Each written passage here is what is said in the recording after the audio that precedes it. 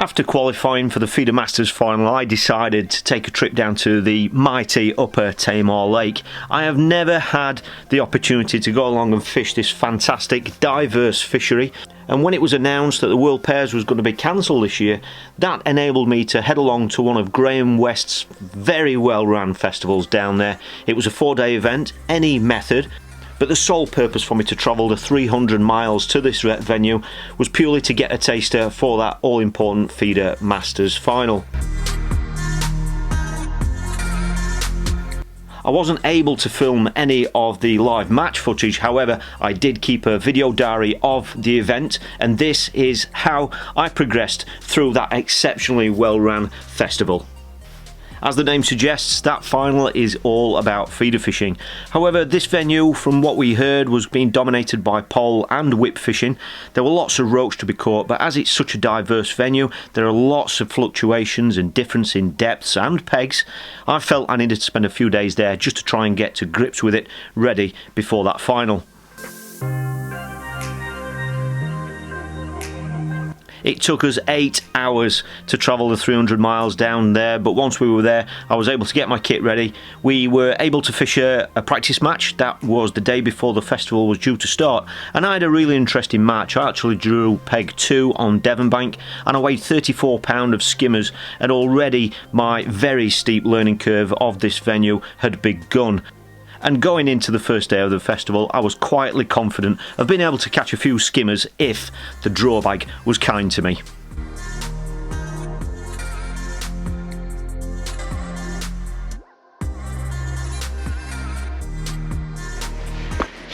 Is my face a bit red?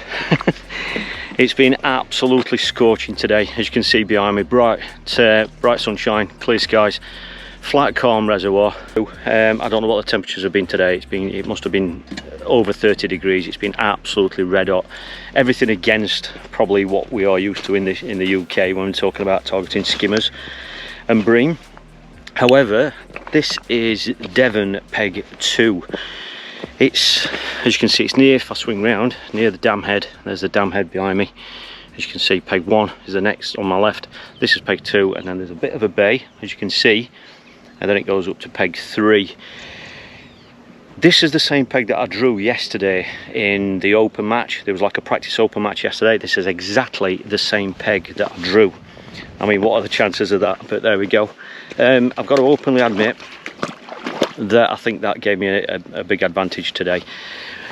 What we've really basically heard is, if I sit here, you can see the swim over my shoulder. It's very rocky. So from about 8 meters going out to about, I don't know how far it is, probably a good 30 meters, it's just really rocky. You know, it's too rocky to fish over, certainly with a feeder, and you can lose fish coming back in as well. Now, I would just want to say a massive thank you to anybody who's watching this that gave me a bit of information about this peg yesterday when I drew it, because they kindly told me about those rocks, and I might not have found those quite as quickly had they not given me that information. So if you're one of those people, thank you. So, having fished here yesterday, I had 34 pound here yesterday, which I thought was very respectable. However, up there, up to my right, there were 2 40-pound weights, and they were actually on the pole. We think it's going to be a pole and whip competition this week. That's what the word on the street is. I haven't brought the pole or whip. I'm here for one reason, and that's to focus on Feeder Masters. The Feeder Masters final, which takes place here in about 2 weeks' time. So I'm here to try and get my feeder game right for this venue. So I've focused on the feeder today. So as you can see, I'm out in the water. Familiar setup that I know a lot of you have seen me use. But selection of feeders on. Now it's deep out there. There's a bit of a ripple on it now. It looks lovely. That hasn't been there all day. But just to give you an idea of the depth, at 40 meters straight in front here, you've got a depth of 15 seconds. However, if you go slightly over to the right there is what they call a bubbler, which is where it's bubbling. There are several of those on this reservoir, and I was kind of informed that that is really where you cast to on certain days, and that's what I did yesterday, and that's what I've done today. The depth there is 13 seconds, so there's a 2-second difference in depth, and I fancied that. I didn't want to go in too deep water. So basically yesterday I had 34 pound. Today we haven't weighed in. I've fished very much a similar match. I've fished one line at 45 meters towards the bubbler over there, just to my right. And yesterday my short line was 12 metres straight out in front of me. However, even there I was getting rocks and I just couldn't fish it properly. You're fishing that line really for roach. If any skimmers turn up, then that's a bonus, but it was just too rocky. So I wanted to stay away from that today. Obviously I've got hindsight, I fished here yesterday. So my short line today, I've actually fished at 6 metres, which is really short obviously by feeder fishing terms, but if that's where the fish are, then that's where we've got to go. Now that's the area that lots of the anglers are targeting with a pole and whip. However, I've done it with a feeder today and it's worked really, really well. I've caught quite a few fish. I've had to mess around with the hook length, I had to shorten the hook length, put a bigger hook bait on, pick a better hook bait as well. There's been lots of small fish there, people are getting line bites and missing bites. I kind of worked it out, going just past the halfway stage. I've had some skimmers there as well, which is surprising in these conditions at 6 metres. And then it's died. All I've been able to catch is 1 or 2 small perch. So then I've gone on my long line at 45 metres, which is what I've set up. I put 10 big feederfuls out there of bait, and I've gone out there, and it was a bit iffy, to be fair, for the first 20 minutes.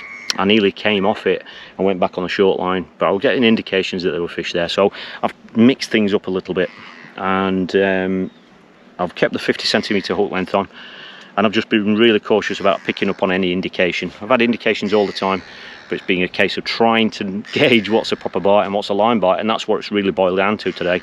And as the session's gone on, as the match has gone on, it's just got stronger and stronger really. My best period has been that last 40 minutes where I've hardly missed a bite, I don't think, or an indication. I've come back with a fish every time, and they've been skimmers in the 6 to 8 ounce bracket. So I want to get some kit packed away. Got a bit of a walk back over there to the car park. There are some monstrous walks on this venue, which no doubt you'll see going into day 2, day 3. But we haven't heard anything. We just heard, well, we haven't heard anything really about how it's fished today, so I've no idea how well I've done. But whatever the result from today, I think the weight that I've got in the net in comparison to what was caught yesterday should put me in a good position going into day 2.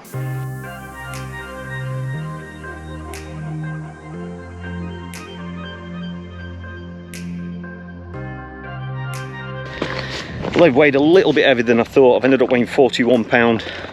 It's not fished as good up to the right. The top weight up there, there's a bit of a peg with a name. I don't know if it's a bench peg or something, I don't know. Buckwalder's been on there, who's absolutely fantastic on this venue.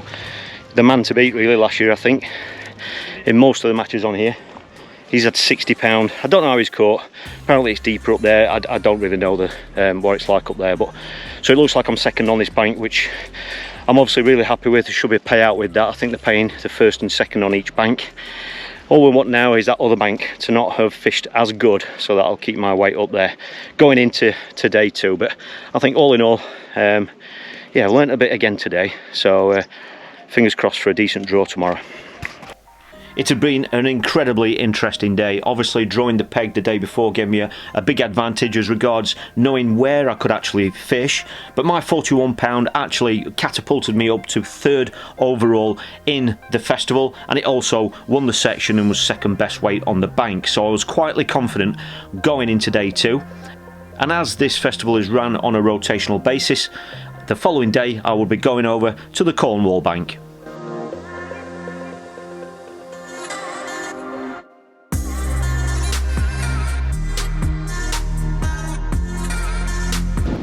Well, that has been day 2, as you can see. Bright sunshine again, but it's been incredibly windy today.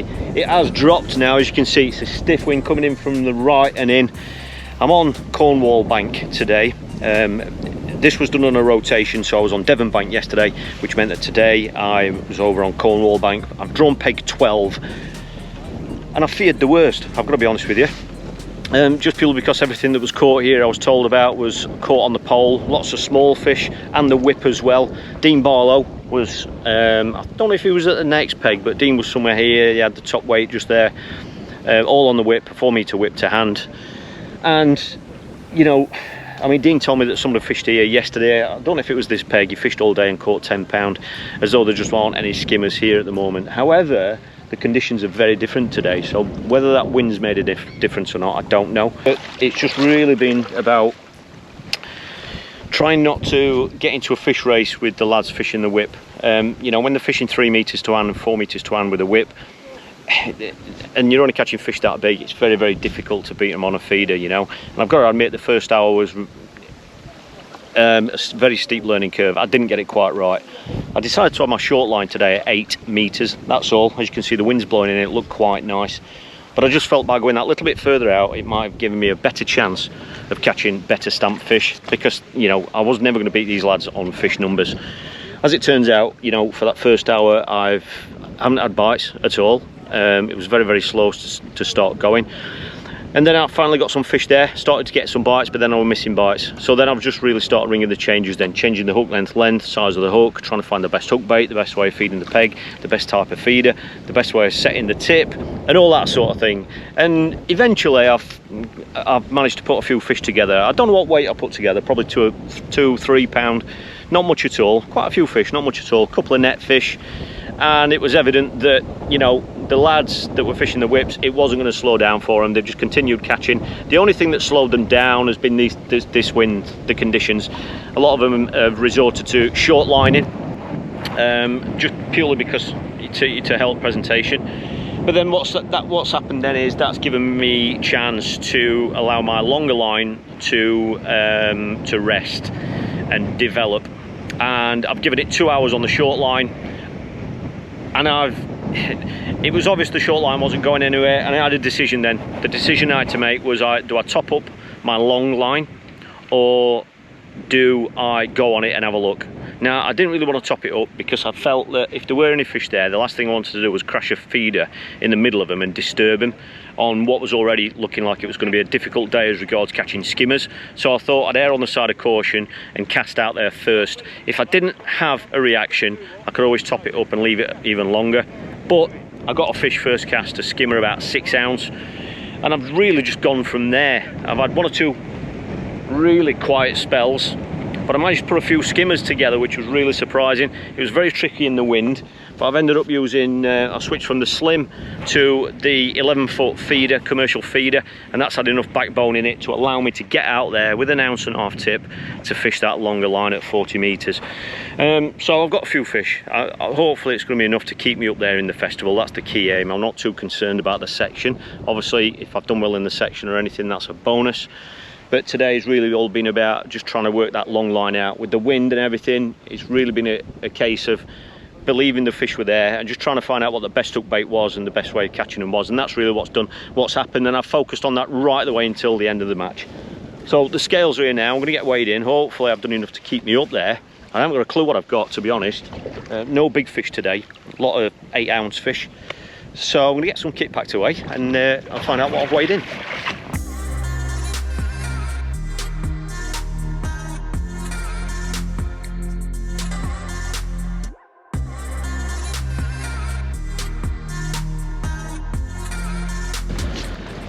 Well, they've actually weighed 23 pounds. I've got to admit, I thought I'd a little bit more than that. Maybe, I don't know.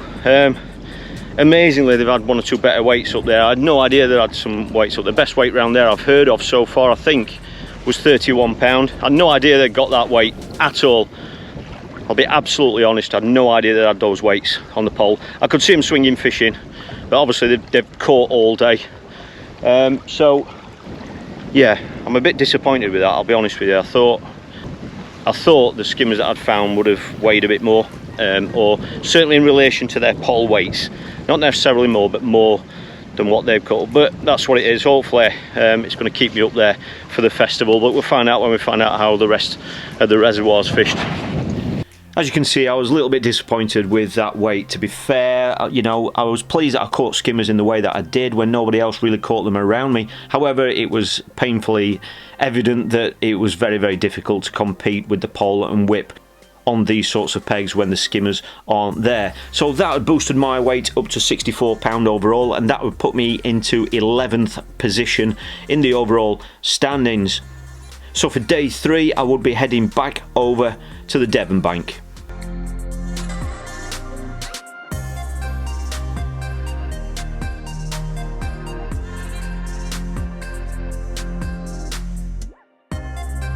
Now, this was a really interesting match in so many ways. I wasn't able to do any filming, but just because the weather wasn't great, and I really needed to get my head around this feeder approach, especially on this part of Devon bank. This was kind of an interesting match because everybody around me actually fished the feeder, so this gave me a great impression about what it would actually be like under normal feeder fishing circumstances. You know, there wasn't anybody fishing the whip or the poles, so everybody was casting a feeder out there, and this gave me a great idea of how my approach was faring.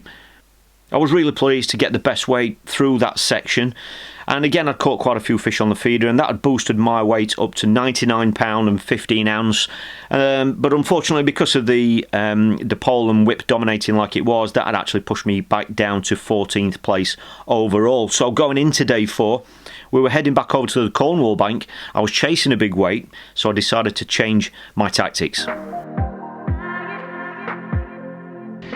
Well, this has just been the final day of competition at the Tamar 4-day festival. I have drawn peg 8 on Cornwall bank. Opposite me is the noted quarry on the other bank, which I hear is good when they peg it over there. However, this has been a great area. I really kind of, even though I caught 36 pound yesterday and kind of beat the anglers around me that have all fished the feeder, which I was really pleased with, it just wasn't enough to get up the leaderboard. So I went from 11th, I went down to 14th. So whilst I still caught 36 pound of skimmers, which I was very pleased with, especially the way that I caught them, on this bank they all caught fish, so I just couldn't gain any ground on the leaders. Hence I ended up in 14th position. There isn't a great deal of weight in it difference wise to get to the top 5, but obviously everyone's catching weight every day, so it was always going to be a tall task to come here and try and compete on this reservoir the way that it is at the moment, because it's very much been dominated by whip fishing and pole fishing, and I've only brought my feeder gear to learn, or try and learn something for the Feeder Masters final, which takes place on here in 2 weeks time. So I've been on peg 8. I kind of felt I needed 50 pound of fish today to catch, which I know is a lot, it's a tall ask. I felt I needed 50 pound just to even give myself a chance, and realistically I probably needed 60 pound to get in the frame, depending on how the other bankers fished. But this is the peg. Okay, so that's going to the low numbers.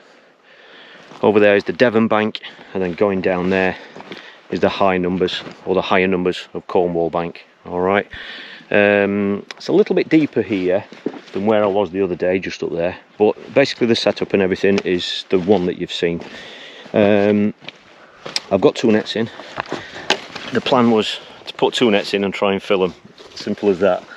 I fished very, very differently today. What I've basically done is, because a lot of the fish have been caught short, I haven't gone past 16 metres, so I've fed heavy with the feeding rod, with a big cage feeder, and I fed that at the start with 3 pints of ground bait, and I fed that at bang on 16 metres. I put some dead maggots in there, some casters, and quite a bit of chopped worm, really finely chopped worm, and the plan was to just kind of leave that line for at least an hour and a half, where hopefully I'll be putting a few fish in the net whilst I give that line some time to rest, to settle. In that initial period, I've had a feeder clipped up just with a slim. There we go, 11-foot slim, and I've had that clipped up at 6 metres, where I've just been underarming for that first hour and a half to just catch anything, whether it be roach. If I could find some skimmers, then obviously even better, but just to put some fish in the net whilst I let that longer line rest. And to my amazement, by fishing for skimmers on that line, I've caught skimmers. So I've had a pretty good start. You know, I've caught some skimmers, hand-sized skimmers, going up to 8 to 10 ounce, quite well, quicker than anybody around me, and that worked really well. But after that first hour, it just got worse and worse and worse. Then I've had a really, it's just died basically. So I've got on my long line after an hour and a half, and I haven't had a single bite. And what's been happening is we've had cormorants working through here, so that was always going to be a problem on a line where you want fish to be settled and grazing. If you've got a cormorant coming through there every half an hour clearing the fish out, then that's always going to cause a bit of an issue, and it has been an issue all day. So I went back on the short line, tried to kick-start it, and I caught some fish on it, but it was nowhere near as good as it should have been. Perch started to appear, the odd roach, and then I've gone back on my longer line at exactly a halfway stage, 2.5 hours in. I've gone on the longer line, and I've had 3 skimmers in 3 casts, and then basically I've spent the rest of the match on that line. The best spell was that initial spell, but then after that I had to start tweaking things. I had to constantly keep changing the feeder, the amount I was feeding, the hook bait, everything. And I just had to keep picking off fish, runs of fish. You know, you catch 2 or 3 in as many casts, and then you'd have 10 casts without anything, and that's really how it's been. But it's been like that for everybody, even the lads fishing the poles. So I've ended up with quite a few fish. I've no idea, I'm not even going to try and guess my weight. I've done all right on this bit just here, but as with Tamar, as it always as it has been every single day this week, you just haven't got a clue what other people have caught. You know, so most people, you think they haven't caught much, and then they'll tip 30-40 pound on the scale. So I honestly don't know. It's the final day of competition. I needed 50 pound, I felt, to even give myself a chance, but realistically I probably needed 60. So I'm going to get some gear packed away. It's a very long walk back to the car park. Get some kit packed away. Hopefully that rain's going to keep off. I'll film the weighing for you, and that'll just put me on some sort of a finished tally weight for the end of the festival. But I'm on £100 at the moment, exactly £100 after 3 days fishing. So I think I've caught as much as I could from this area with what I know about the venue, but hopefully it's enough to just get me up that leaderboard. But that will obviously depend on how it's fished on that other bank, on the Devon bank right down there. So that depends on how that's fished. But I'm gonna get some gear packed away, and fingers crossed that it's bumped me up a few places.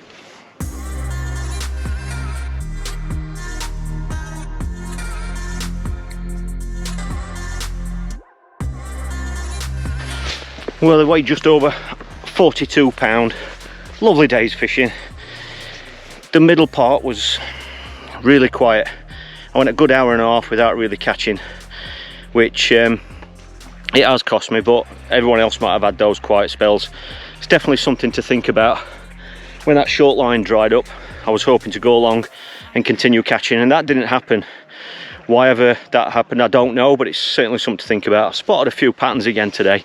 47 pound is the best at the moment, from right the way up to my left somewhere. And I don't know if mine's second, or I don't know, but I set a target of 50. I don't think it's going to be enough, 42. But I've learned a hell of a lot again today. It's I've fished completely different today, and it's been very, very interesting. So I'm gonna get some gear packed away now. That rain is threatening to head over here. We've got a very long walk back, so I'm gonna get the gear packed away, and I'll just see what the final overall standings are. Well, my 42 pound had won the section, and again I was surrounded by feeder anglers. Yes, there were some fishing the whip and the pole as well, but several of those anglers had focused for large portions of the match actually on the feeder. So it was again a great example of just giving me an idea about how my feeder approach was actually comparing to the other anglers. I'd managed to win the section, which was great, so that was a few more coins in the pocket. But once again, looking back at the big picture, it just kind of showed me that the ground bait mix that I was using seemed to be right. The lines that I was fishing and the way that I was feeding the pegs seemed to be right. So it had been a very valuable few days down at this fantastic reservoir. I'd finished the festival in 11th place overall, and to be quite honest, I wasn't too concerned about that, because I know that the vast majority of the weights that had beaten me had all been taken on the whip and pole, and it had given me a great idea of the types of kit that I would need, the types of baits that I would need, and the sort of lines that I would be fishing going into that all-important Feeder Masters final. It was a very well-run event. Huge congratulations to Michael Buckwalder on winning the festival, and a huge thank you to Graham West for running yet another flawless festival. With everything that I'd seen and learnt, it had given me a great benchmark and a great stepping stone to getting my kit, my head and my tactics right, ready for that Feeder Masters final in 2 weeks' time. So in the next upload on this channel, I will be uploading the full film of that all-important Feeder Masters final. I'll be taking you through the competition, and obviously you'll be able to see my progress and other anglers' progress, and I'll be sharing some of the all-important experiences with you along the way. So if you don't want to miss out on that upload, don't forget to hit subscribe, and I look forward to seeing you next week, where I'm looking forward to sharing all the twists and turns of that £12,000 Preston Innovations Feeder Masters final.